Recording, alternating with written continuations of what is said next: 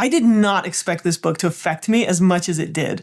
And now I can see why internal family systems is such a powerful tool for treating trauma and other mental health conditions, and why they even made a couple of movies based on this approach. So in this video, I'm going to summarize what I've learned about IFS with you and share some of the exercises that helped me see myself more clearly and detach a little bit from my parts, some of them very loud, and feel more compassionate and calm toward myself and others. So let's talk about No Bad Parts by Richard Schwartz.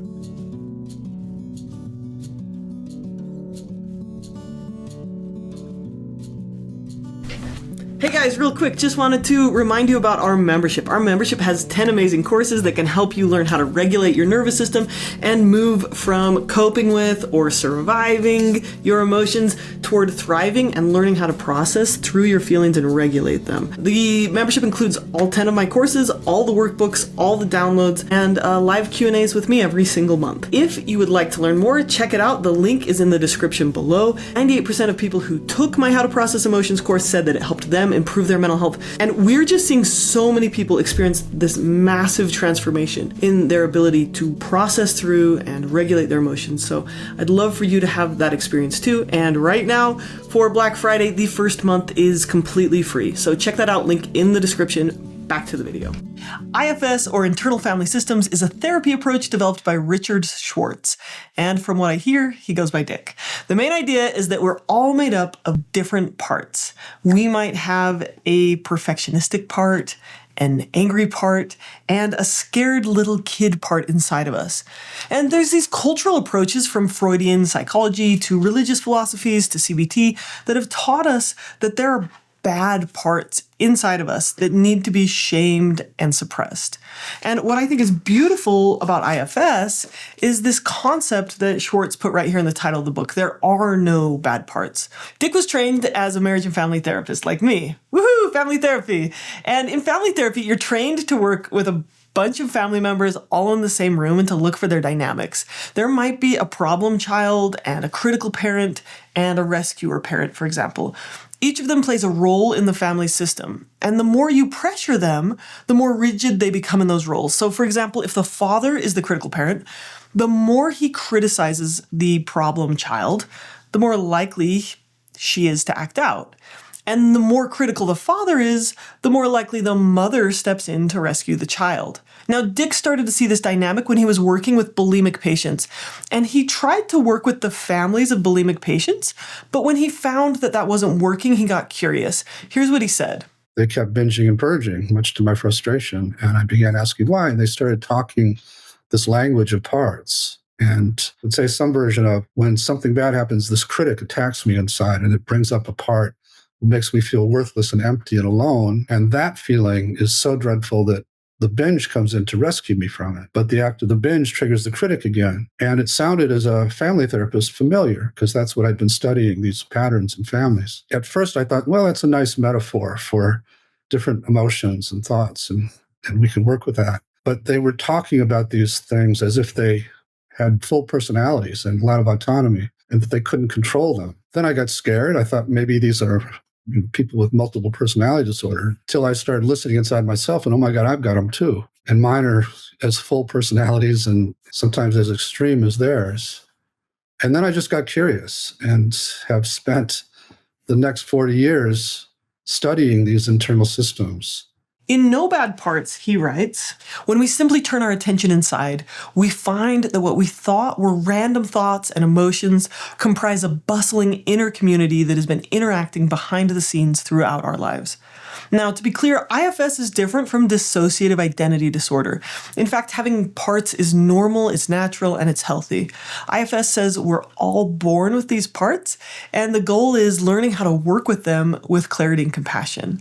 Now, unlike the movie Inside Out, these parts aren't just emotions. They can be like little people that you visualize with their own thoughts and feelings and needs. They often have important roles like keeping you safe or numbing you to pain or motivating you to try hard. Sometimes these parts are just a bodily sensation that you have or a quiet little voice. And often there are parts we aren't even aware of. There's also parts that are really loud that take most of our attention. Now, in IFS, these different parts are categorized as either protectors or exiles. So exiles are the wounded parts, right? These are the parts of us that carry the most pain or shame or fear or feelings of worthlessness. They're often younger. They're vulnerable parts that got exiled or pushed away from awareness because those emotions felt too overwhelming, or because the other parts decided it wasn't safe to let them show up in daily life. Some common exiles are the invisible child who was neglected, or the rejected teenager who was bullied. Okay, and then there are protectors who are just trying to keep us safe. And there are two types of protectors. There's managers and firefighters. Now, managers are the planners and the controllers who are trying to prevent pain. They are proactive. They can look like perfectionism, humor, worry. They can look like planning or controlling behaviors. They can show up as like overachieving, people-pleasing, or avoiding risks or rejection. They're usually very tired and stressed out because they're working all the time. Some of them never sleep. Okay, firefighters are there for crises. They are reactive. Their role is to rush in when the exiles get triggered and to extinguish that overwhelming pain. These can look like rage, self-harm, dissociation, substance use. They might show up as angrily defending yourself against criticism or numbing yourself with alcohol to avoid disappointment. So managers and firefighters are usually fighting, right? This one wants you to be more self-controlled, and this one wants you to not feel so much. Now, why won't they back down? Why won't they stop fighting with each other? It's because they love you. They love you too much to do that. They're convinced that they are helping you, and that's why they won't give up. It's not because they're stubborn or mean or bad. So the important thing to remember is there are no bad parts. Every part has a good intention behind what it's doing, right? A part that yells at your partner really cares about the relationship and whether or not your spouse shows up for you. A part that criticizes you wants you to get better and improve. A part that uses substances wants you to feel better and have fun. When a member of our family is trying to fight us, or it seems to be undermining us, it's natural to want to change them, or to argue with them, or to avoid them. But what we find with IFS is that fighting our parts usually leads to more dysfunction. Trying to suppress those inner voices leads to more internal struggle, or it allows these protectors to run our life. So for example, like trying to hate your perfectionistic part can lead to more self-hatred and fuel more perfectionism. IFS sees all of our parts, exiles, managers, and firefighters, not as something bad that we need to get rid of, but as hurt parts that need care. These are often innocent young children who took on the responsibility of life, and they shouldn't have to carry that load anymore. So, like, how do we do it, right? I'm talking in theory now, but let's move a little bit toward practice. In IFS therapy, the goal is not to keep suppressing these parts, but to build enough safety and self-leadership that these exiles and protectors can finally be witnessed, comforted, and unburdened. Each one of these needs reassurance that you can be kept safe and needs to be able to trust that you can handle life as it comes at you. And then when that happens, all of these parts can transform. They can shift roles, and their roles now become ones where they're like vital and creative and connected. Like all that energy they were putting into fighting each other turns into like helping you become your best person. So instead of trying to kill the parts of ourselves that we don't like, IFS teaches us to listen to them and create a healthy internal family. So an amazing thing happens when you start to notice your parts, when you start to see them and name them and listen to them. There's this incredible part of you that starts to emerge. And in IFS, it's called the self with a capital S. Now, the self is the deepest part of you. It holds all of the parts, kind of like how an ocean holds all of its fishes. The self is who leads, guides, listens to, and comforts each of the parts. And you guys, like, this is my favorite part of IFS because, like, when you can let the self do its work, both your internal and external relationships just have more peace. Okay, let me share a personal example. The other day, my husband and I were trying to have a planning session. Now, planning makes him anxious, and when I have no plan, I feel anxious, okay? So this is a difficult situation. So we're sitting down talking about our calendar, and I remind him for the second or third time about a task that needs to be done that he agreed to do, and he asks me to explain it to him again for the third time. Now I start to feel somewhat angry and annoyed, like, oh, why do I have to plan everything? Does he even care? This is so frustrating. And then I started to feel bad for getting angry. So then I just stopped talking. Now he paused for a minute and I took a breath and closed my eyes. And I could see this like angry part of me. It was this part of me that feels hurt and unloved when people don't pay attention to me. And this is a firefighter. And then because I felt like the victim, because it seems like people don't care about me, then I could see the manager part jumping in and saying like, oh, don't do anything stupid, Emma. Don't say anything. Don't make Ryan hate planning even more because you're going to be so sensitive about stuff like this. Now, I had just finished reading No Bad Parts. So as I noticed these parts coming forward, suddenly I could kind of see them clearly. And I felt my capital S self just stepping back and being curious about them. I was able to ask them like what they needed. I felt more centered and I felt myself soften up a little bit. So I asked like the ragey victim-y part, so what do you need? And she said, I need to be shown that people care about me, that Ryan cares about me. And then I asked the manager what she needed. I need the angry one to not speak up, because if she tells Ryan what she really needs, that will push him away. And like, to be honest, if I had told Ryan, like, oh, why don't you ever pay attention to my planning? It would have come out in like an angry, judgmental way. So then I imagined myself, my capital S self, telling the little angry victim, okay, I'm going to stand up for you. I'm going to stand up for what you need. And then I imagined myself telling the manager, don't worry. I'm going to do it in a calm, firm way. And my parts reacted by calming down a little bit. And I was able to feel more clear. Okay, so then I opened my eyes. Ryan, the angel that he is, had been patiently sitting there while I had this little internal family conversation. And I said to him, like, it really helps me feel like you care about me when you write down and follow up on the things we talk about. Like, could you please put this in your phone's reminders? And he said something along the lines of, like, sure, honey, I'm sorry I forgot. I'll do better next time. and this big problem was solved. The self is the gentle and wise leader who can guide your internal family to being harmonious and loving. You don't need to be calmer, more curious, or more courageous. There's a part of you that already is calm. It is curious and it is courageous. It's already there. It's not damaged. It's not scared. It's not wounded. And the best way I can describe this is just to tell you, like, this is something you have to experience. Like, the way you do it is through exercises. And these are kind of like little meditations. And I'm really excited for you to learn these with me. So in the book, No Bad Parts, the first exercise already has shifted how I interact with myself. Like this, I did not expect this from this book, but the first exercise changed me. It's called Mapping Your Parts.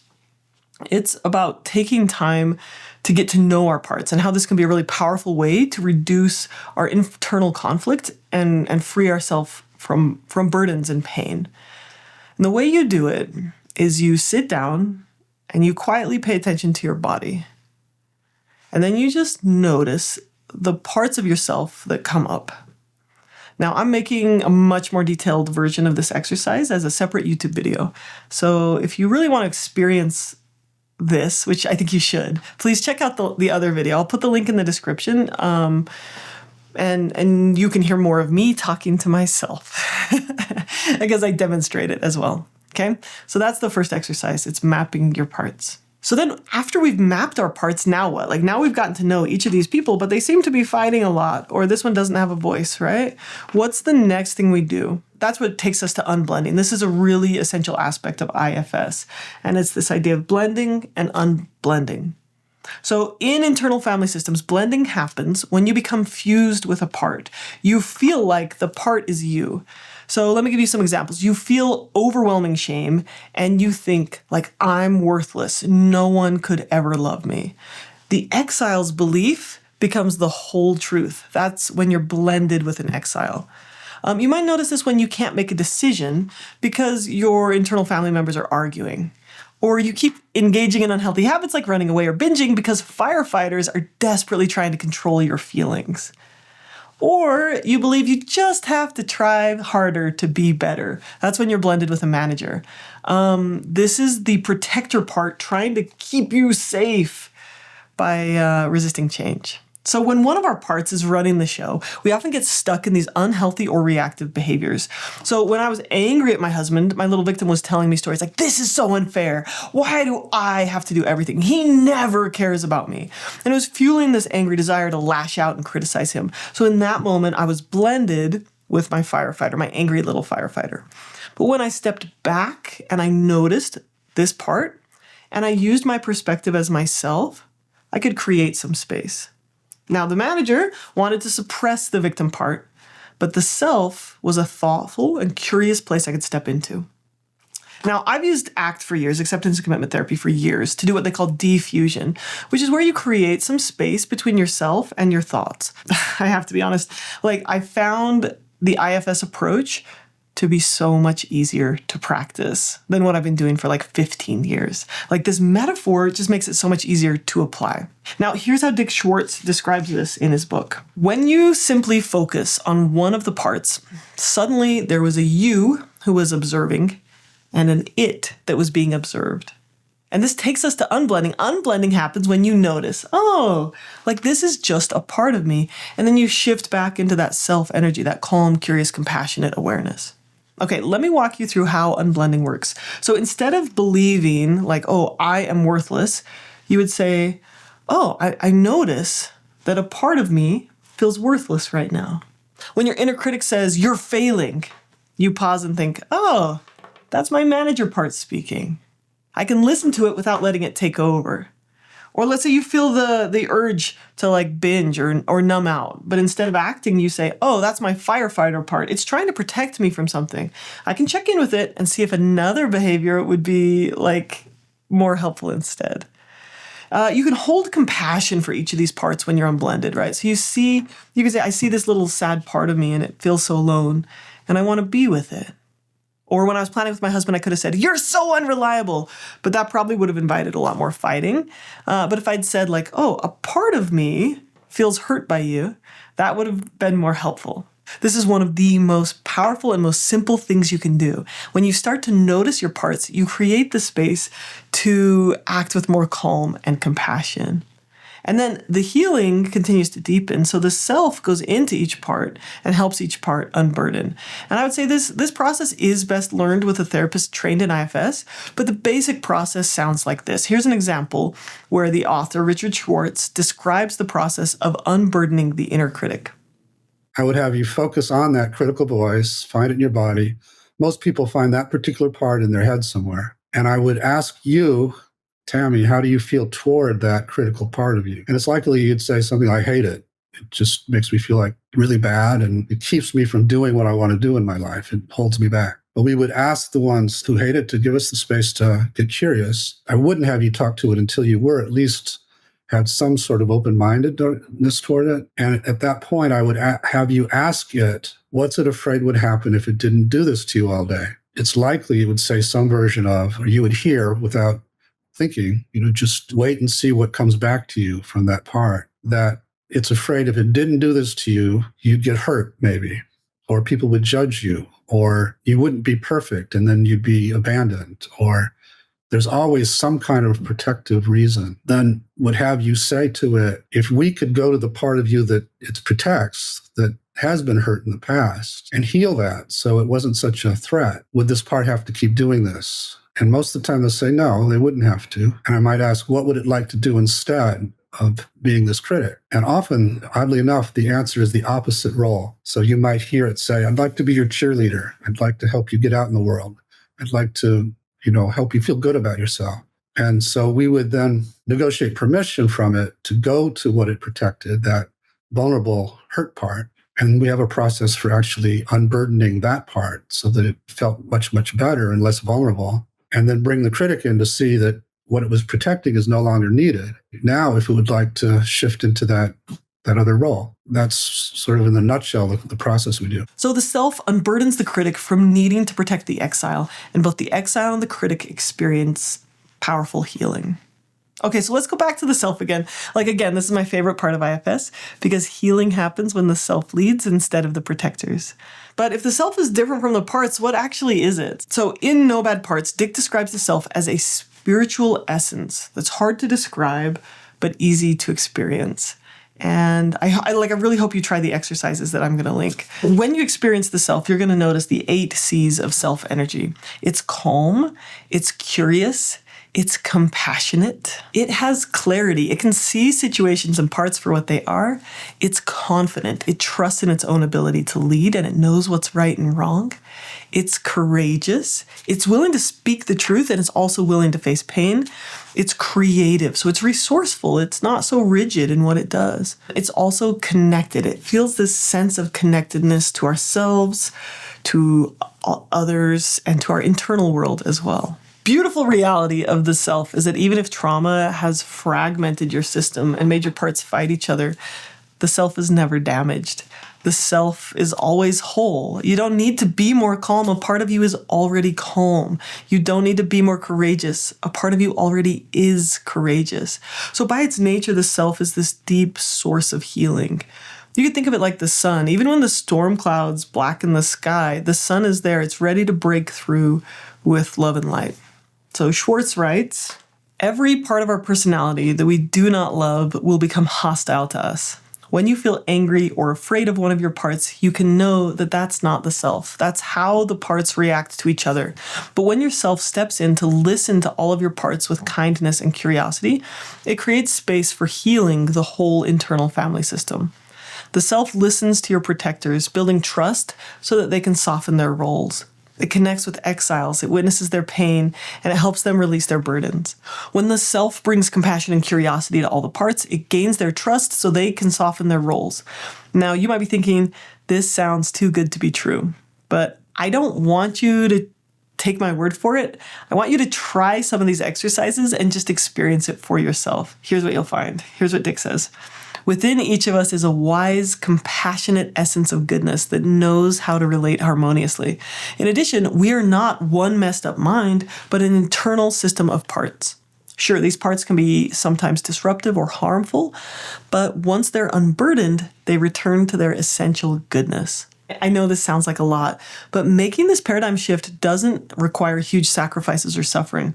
It can be really painful to retrieve these parts of yourself that you left in the dust, but the effort's worth it. Here's just a taste of what you have to gain. You're going to feel more love for yourself and others, more access to your inner joy and delight, as well as your rich sadness and grief, and more meaningful habits and activities with a sense of fulfilling vision. So how can we make this something we actually practice? You connect with your parts through daily practice. It's like a meditation, or you could even do it on paper. You spend a few minutes each day checking in with your parts. You practice listening to them and taking time to touch in with yourself, your curious, calm, compassionate, courageous self. And then as you practice this, your inner world becomes more harmonious. And I think it's easy to see how on a global scale, countries and their leaders react to inner exiles and protectors with violence. But as we heal our inner worlds, we can also make the world a better place. This experience of turning toward your own exiles with gentleness helps build the muscle to turn toward others with empathy, and that softens relationships and heals families, and I would say even communities. So every step of self-leadership sends out these ripples of healing. So in that sense, cultivating the self isn't just personal growth, it's an act of service to the world. So I personally found the process of IFS to be really powerful in my own life, and I hope you try some of the exercises so that you can experience this inner shift yourself. Make sure to watch this channel for the next couple of videos that I put out with IFS exercises, and let me know in the comments if there's any other books or therapy methods that you'd like me to make a video about. Thank you so much for watching, and please take care. Hi there! If you found anything in this video helpful, I would really appreciate it if you could give it a thumbs up or share it with someone who could benefit from it today.